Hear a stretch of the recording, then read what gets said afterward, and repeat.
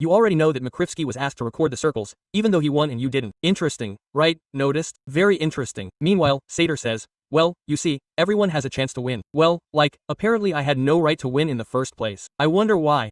I didn't think I said anything like that about the booster. I didn't think anything, right? Well, guys, I'll be honest, what's happening on the internet now is, well, it's such kindergarten. This year, SLAY has been exposed on absolutely every front in the most extreme way possible. You understand? Yeah, even those people who seem to have spoken so restrainedly before started, with him. Imagine, Makrivsky started speaking in my terms. This is a completely different audience, by the way. What's this? Wait a minute, maybe Shabanov was right. Wow, well, in short, I say, I don't even know what to seriously discuss. Seriously discuss the nominations. Well, who the hell won anyway? Simply for one simple reason. Because, well, at this awards ceremony, as well as at the previous ones, they showed that they can easily move the nominations forward. I think everyone understands that. So arguing about who's better and who's worse is stupid. Discussing it online, guys, is just ridiculous. That's why I say, I don't know. Well, the only thing we can discuss here is all the shitstorm on the internet that's going on right now between 141 and 42. Everything. Well, I don't know, but they're seriously arguing about who's cooler, who should have taken the nominations. You're literally arguing about nominations for awards that are literally being occupied, engaging in nepotism.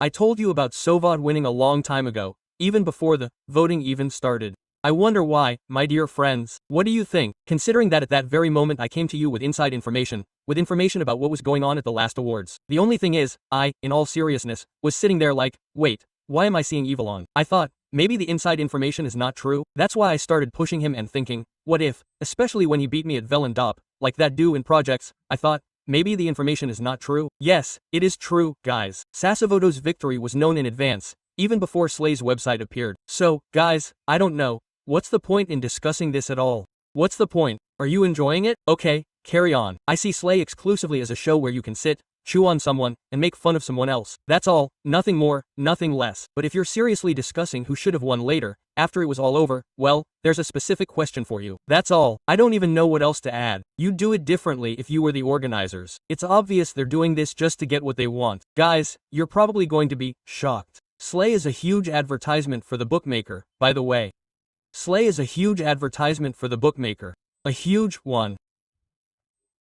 And in fact, they don't give a damn who wins at all, the top 5 will win.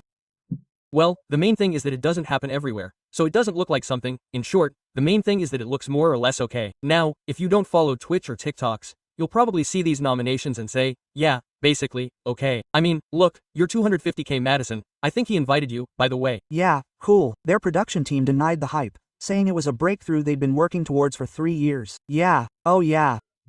Oh yeah. Of course. Logically, even this year, SLAY, well, you might be freaking out, was discussed a lot less than, say, last year, because no one cared anymore. That's 1. 2.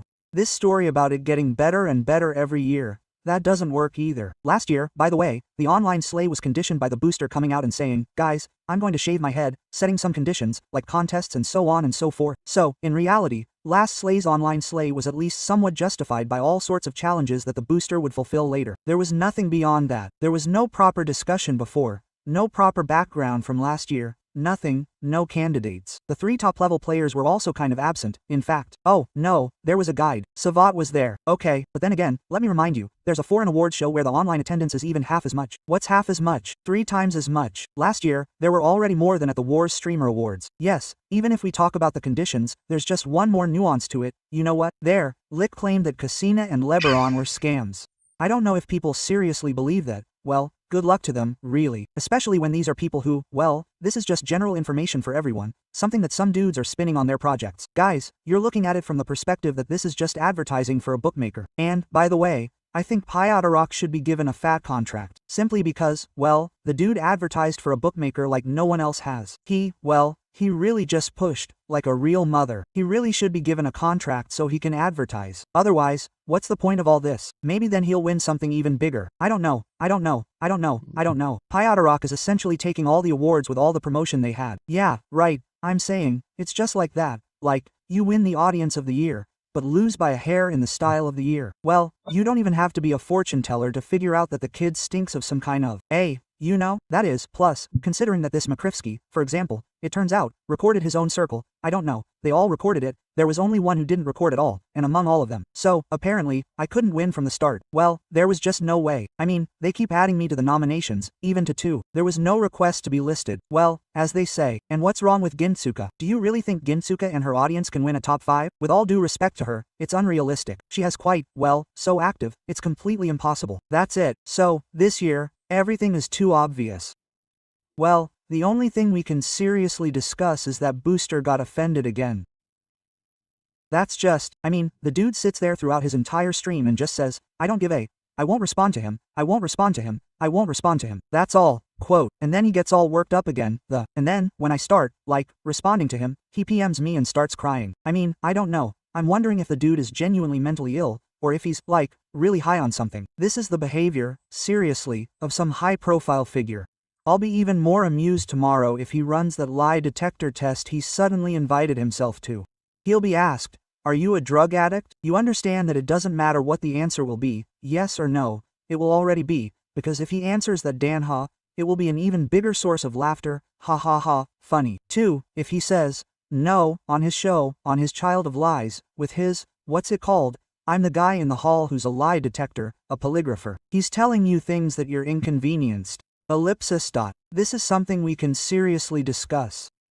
The rest, well, I'm happy that this Slav chick actually ruined this little safe for himself. Let him enjoy the fact that Ablon said he believes in online slay. Like, no one has streamed the award on hype for 3 years now. A fool or a defunct owl? Well, take your pick. Any option will do. Perhaps all at once. Well, I'm telling you, it's impossible. I was also sitting with Gwyn, discussing these new bots. Before the slay, bots just started popping up, well, creating unexpectedly, and then, well, and then there were fewer of them. What's the reason for that? You're talking about the fun plan, Kavash, Kawashidi, about slay? I didn't see it. I know they were sitting there, and I know I was invited, but I was playing Dota at the time, and then, when they were done, I left Dota. I was like, okay then. He didn't say he'd bought boosts for his stream, either. Yeah, that was obvious right away. Just in case, if you're sitting there saying Edison had a live stream on Slay's restream, what are you talking about? You're not even there. He literally doesn't even hide it. Are you curious? Will Magriski expose Slay? No, he won't. Okay, by the way, you know what else is worth discussing about Slay?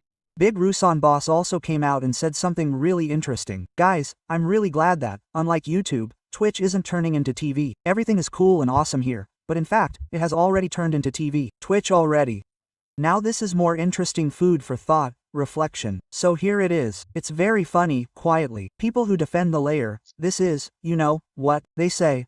Look at the organic activity around Slay, damn. It's clear that organic activity on Twitch, specifically Slay's, is high. The question is, it's not 750,000. In fact, this Slay's organic activity, if you're like, well, just been on Twitch for more than 2 to 3 years, it's roughly similar to what it was in the first year, but online is 4 or 3 times more. Doesn't that bother you? Well, please tell me. This is simply brilliant. Who hasn't heard that Booster won in the import category, period? Everyone I know voted for Sosatanits Levid Kalbris, Gachka Zaporizhia, or whoever. Period.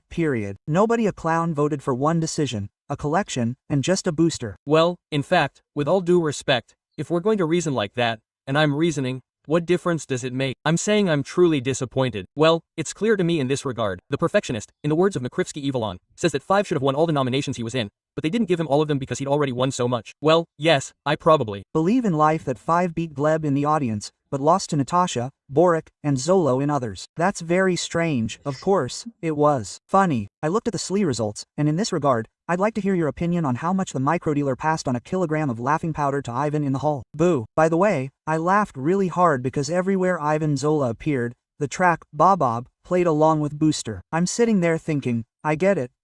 Symbolically, I would even say, the most it's hilarious that Sasic won 2 more nominations besides the obvious king, purely so that the top 5 wouldn't be the only one to take 3 nominations. Although in the same charisma and even multigaming, the top 5 took the most votes. Guys, most likely, by the way, they really did it this way to balance things out. Most likely, to try to contain both audiences. But, dude, in general, regarding the nominations, what's the point of discussing them seriously? Who should have won afterward, if it's obvious they're being pushed? Yes. Even in terms of the quality of these nominations, seriously, who was the best streamer in Minecraft? Pyatarok, Makrivsky, Vova, Bratishkin, and deepens. Minecraft streamers are the best. Where is even a simple joke? If you really want to have decent nominations, you just have nominations that are completely worthless. So that's it. Yeah, this whole Twitch thing is just telling you this. Guys, I've been telling you this for 2 years. What did they tell me? Max on. Oh, whoops, now suddenly, what do you call it? It's over. Guys, I've already gotten there. I just discussed it. You see, what's the funny thing? I said this while watching it in general, and in general, I understand perfectly well how it works. I'm already burned out on it. Now I literally just realized that, well, this isn't going to change at all. That was in the first year. I said, well, okay, maybe it's a coincidence. In the second year, I was like, okay, I doubt it. Now they've just gotten brazen. Well, maybe you just haven't gotten past that stage when your ass is on fire. Well, you'll get past that now, come back, then you'll understand what I'm going through now. But that's just the point of discussing this seriously. Well, just to have a laugh with that, yeah, I'm not against it. Giving serious arguments. Guys, what are you talking about? My favorite moment, by the way. Yeah. If you want to discuss something interesting, how come these guys don't understand that when they invite some rapper, their online connection just crashes? And real people, at that. It's totally up. It's really funny. By the way, when I saw Jay, I thought, well, he'll just play one song now. That's it. He still stood there for about 10 minutes. Forget about the ruble.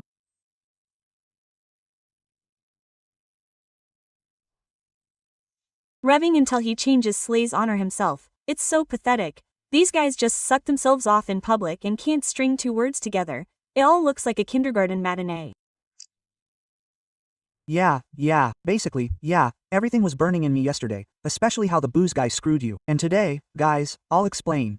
When the booze guy does that, there's just more opportunity to completely screw him. I'm just reminding you, when it was just beginning, when this whole thing was just starting, when he was, for example, throwing me in, Booster actually had some kind of defense. That is, part of his audience really tried to defend him, and it was obvious. The further this goes, his audience gets smaller and smaller, because they're apparently starting to realize that, well, Booster is a little bit of a dummy, you know, and more people who are neutral towards him are also starting to come around to the side that he's a dummy. It's all funny. So, basically, I'm saying this. For me, it's just ridiculous. Someone's arguments like, 42 bots, aren't even funny. He got himself a $5.